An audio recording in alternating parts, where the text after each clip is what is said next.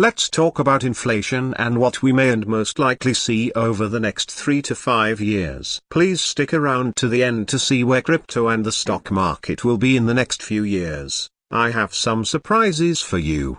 And shock. Number 1. Energy costs will continue to skyrocket.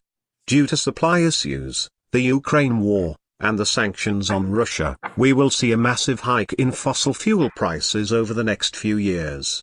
Biden's reluctance to open up domestic oil production will also be felt throughout his presidency. Currently, Biden is pleading with Saudi Arabia and other countries to produce more oil, but they are already at maximum output. We have not hit the hurricane season yet, or any disruption in the refinery will be disastrous for oil prices. People have a choice to stay home during the summer and reduce oil consumption in the winter, and once kids are back in school, electricity, heating, and natural gas consumption will skyrocket. People will not go without heat, and that also comes from fossil fuels. Over the last 20 years, we have dropped from 87% use of fossil fuels to 85% currently. With all the efforts made to reduce fossil fuel consumption, and new green energy, which is also not efficient, we have only seen a meager 2% drop in 2 decades. China has also been on lockdowns and is reopening, and imports 85% of their fossil fuels. There is no hope as we have not built any refineries in the last 20 years. That is why Warren Buffett has taken out huge positions in Chevron and Exxon Petroleum. He has seen his scenario before. Food shortages. While it may not be apparent that food shortages are coming,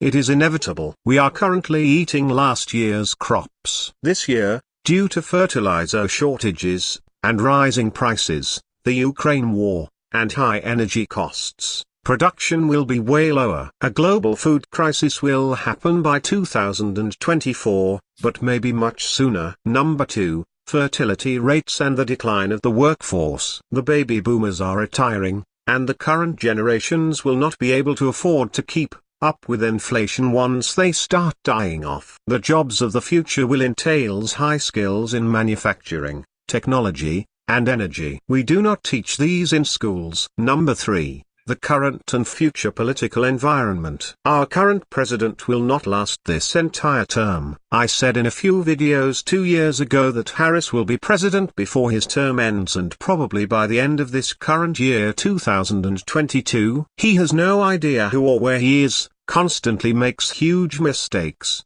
is allegedly involved with money laundering with his son and brother, and is not capable of performing the job. He has made it a mission to destroy our energy and reliance on fossil fuels, which is a noble cause but would realistically take 50-75 years, and new sources of energy would need to be created. Our only hope is that a red wave in both the House and Senate will be able to stop the spending and get inflation in control. Harris will also not run in 2024 after this brief time in office, as she has no idea what she is doing either. Either Newsom or another very liberal candidate will run in 2024 and will lose badly to whoever the Republicans nominate. Probably Trump or DeSantis or both. This will take years to fix what has been currently broken over the first 18 months of this presidency. If Harris is thrown into the fire, she will melt, and may not last the entire rest of the term either. Either Biden resigns or he will be impeached. Stocks and crypto.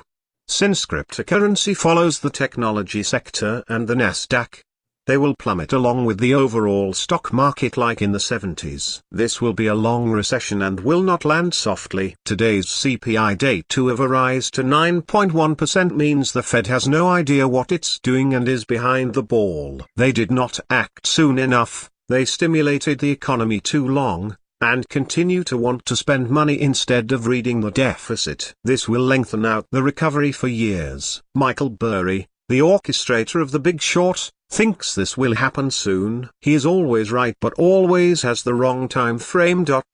Usually 6 months to 1 year after his predictions, things happen. Energy may be the only sector that will hold up over the next few years. Gold will drop in the near future but will eventually recover over a longer time frame. Now versus the 70s. In light of the experience of the 1970s, the case for a protracted period of high inflation is straightforward. First, Supply disruptions driven by the pandemic and the recent supply shock dealt to energy prices by the war in Ukraine resemble the oil shocks in 1973 and 1979-80. Second, then and now, monetary policy was highly accommodative in the run-up to these shocks. After several months of above-target inflation in major advanced economies, a steeper than anticipated policy tightening might now be required to return inflation to target. We may get Volcker at any time if rates continue to rise. The major differences from 1970. There are important differences between the current situation and the 1970s. First, at least thus far,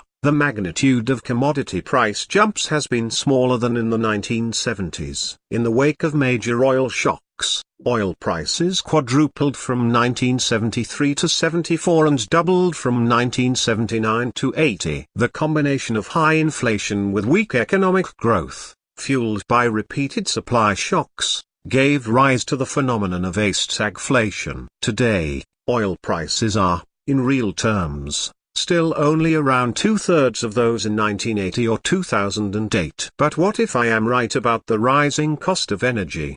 This hasn't happened yet. This took almost 7 years to unwind. What does all this mean? We are fucked.